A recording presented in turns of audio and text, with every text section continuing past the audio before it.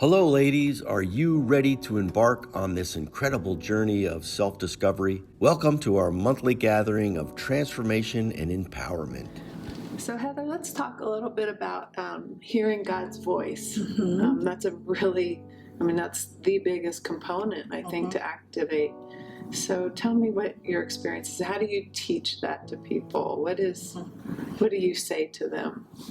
Well, first of all, people may think that hearing God's voice is some kind of voodoo magic or something, Woo-woo. but it's woo-woo. But really, it is not. You have been hearing God's voice your whole life, and you just didn't know that it was God's voice. So it's this process that we go through helps you to build that Deep knowing or understanding. Knowing and understanding of God's voice. And I'll say that we learn about three enemies, and we have three enemies, and that is sin, self, and Satan. And the worst enemy is not Satan. The worst enemy is ourselves.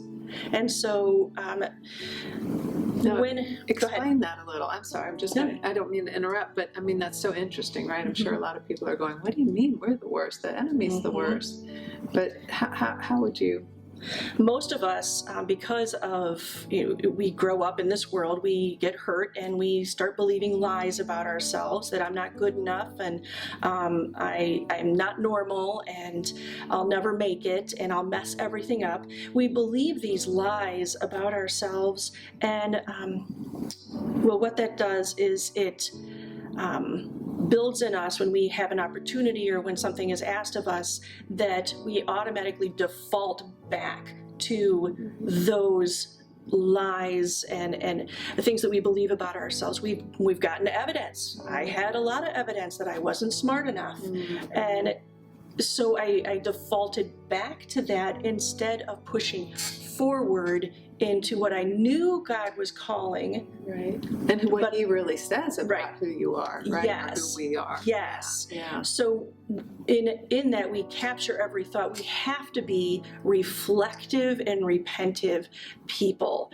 And in that reflection, that's where we look at the places that, the things that happened during the day. Maybe I overreacted about something. Why did I overreact? Start asking questions. And when we start asking God questions, we hear something, or we get a verse, or we some people are creative and they get a picture, or a feeling, just like this tugging. They'll just know, and start trusting that, because that voice that you've been hearing all along has it starts to develop, where you start knowing that's God's voice. And it's always gentle and peaceful and kind and encouraging. Yes. I mean, he'll call us out if we are sinning, but again, it's not in shame or guilt or any of that, right? When it's God's voice convicting you, it's an uplifting and a way out.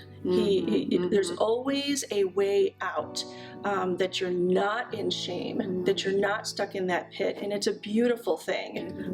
That's a beautiful, I like that, way out. That's right, because that's scripture too, isn't it? It sure is. Yeah. Beautiful. Thank you.